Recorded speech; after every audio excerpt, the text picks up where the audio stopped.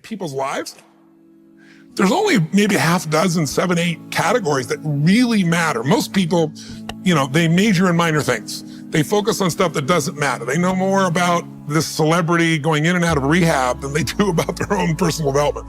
But I look at, say, if you look at your body, without that, everything else is out the door. You don't want to be richest man in the graveyard. That's not going to do it. If there is energy, if there's vitality, if there's strength, it's going to show up in your relationship. It's going to show up in your business, show up in your life.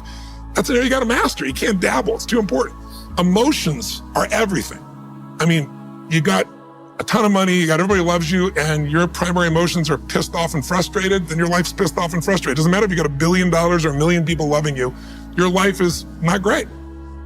Relationships, intimate relationships especially. It's where the most juice in life comes from. It's where the most pain comes from most people. It's worth mastering instead of dabbling.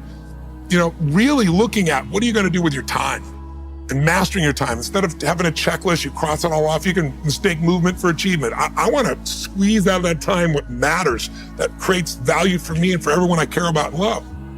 What about your career or your business and the mastery of that instead of dabbling? Most businesses are dabblers. That's why they don't make it. 96%, any 10-year period of time, 4% make it. That doesn't even mean they're profitable. And it does not mean they're enjoying themselves, all right? Or they're getting anybody else to feel good. Really mastering money so that it's not a question in your life. You can do and be and give and share as much as you want. You're not stressed about it. You live in a place of abundance. And then spiritually, really, I think, I don't tell people what to believe spiritually, but I believe that ultimately, whatever you believe, you got to live it. And it should lead to growing and giving. If you're growing, you feel alive. If you're giving, you feel 10 times more alive. And I think if someone can celebrate and give, then that's spiritual state. So to me, those are the areas I look at mastering. Business for sure, but it's the areas of life that matter most. And most of where we spend our time doesn't make people feel fulfilled. That's why the average person is not fit and healthy. The average person is not in a relationship where they have tremendous passion. I'm not a dummy. I'm not a positive thinker. I know the truth. The average person is not successful in business. The average person is not earning what they want to earn. But you know what? Very few people have those things, but a few do. A few are happy, fulfilled, spiritually alive, financially strong. Their business is growing. They have passionate love affairs. And I'm obsessed with finding the few who do and find out what they do different and teaching to everybody. Everyone's going to measure themselves differently because everyone values things differently. Some people value success or significance. Some people value love more. Some value just basic levels of certainty. So when I look at the specific metrics, I really look at metrics of what are the things that need to be measured to know if your life is going to work or not. So I look at it as our whole lives are guided moment to moment by the state we're in. Learning how to change your state, not bullshit, not fake, but to go from pissed off, frustrated, freaked out to back in your center or creative or determined or something that's going to move you forward. It's going to create a better quality of life for you and others. That's a critical skill set. So moment to moment, our life's controlled by our states. Yep. If you're in an angry state, you're going to respond differently than if you're feeling playful.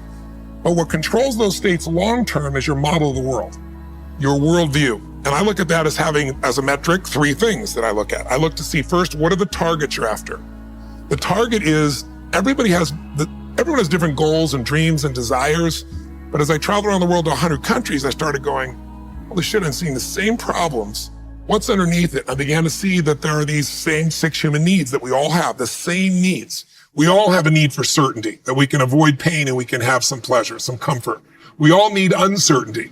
We need variety or we feel dead inside. If you're totally certain, you're bored. If you have total variety, you're like freak out. And it's not a balance. It's learning which of these you need more as a person. Everyone's developed a different set of values in that area. The need for significance, to feel unique, special, important. The need to feel loved, the need to grow, and the need to contribute. Some people value certainty at the top of their list. That's their center of their target. I don't want to do anything unless I know it's going to work. I don't want to do anything unless it's the same. If you change anything, they freak out.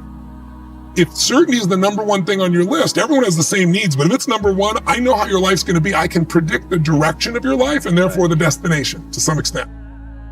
If you're driven by love first, you want certainty too, but love is higher, you're going to behave very differently than if you're driven by significance. I have to be the one. So I look to see which of those needs are the top 2 on your list because they control your life. Yep. The 2 that most people have, 90% of the planet, if you said, of all these needs, which one do you really focus on most day to day? Everybody wants love, but what do you focus on? Most people focus on being significant. We live in a Facebook world where people fake their life, put new filters, make it look different than it really is, tell stories that, are totally full of it to make themselves look good. Because we live in this kind of false world where significance is more important than love. And it separates us. And the other one that we see most often is certainty. People want to be certain before they can do something. You couldn't have started a business like you had if you were absolutely certain before you started. You can never build a business with that. You can never build a great relationship, because if it's based on certainty, then everybody's got to stay the same and never change, which means you're never going to grow, which means you're going to be miserable. Right. So my metrics are, I want to find out what's driving you. And I want to see, is it healthy or unhealthy? You can have two people be driven by significance, though, and do it with a different set of rules. That's the second piece I measure. The beliefs or rules of how to fulfill that target. But I want to be more clear about something. An extraordinary life is life on your terms, and there's two parts. Part one to have an extraordinary life is mastering the skill of the science of achievement. How do I take what I envision and make it real? And how do I do that quicker, faster, better, easier? The ability to manifest what you come up with and make it real, like you've done with your company, yes, that's a skill set. I spend an unbelievable amount of time helping people do it faster, quicker, better, showing them the shortcuts, teaching them the strategies, modeling what works so you can save yourself a decade.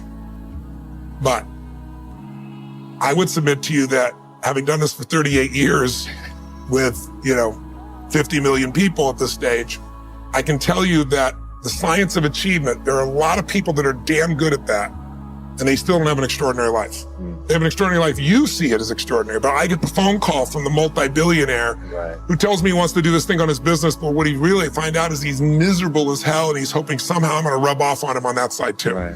And so I give him what he asked for, the change in his business, but I also give him what he needs, which is the change inside of him.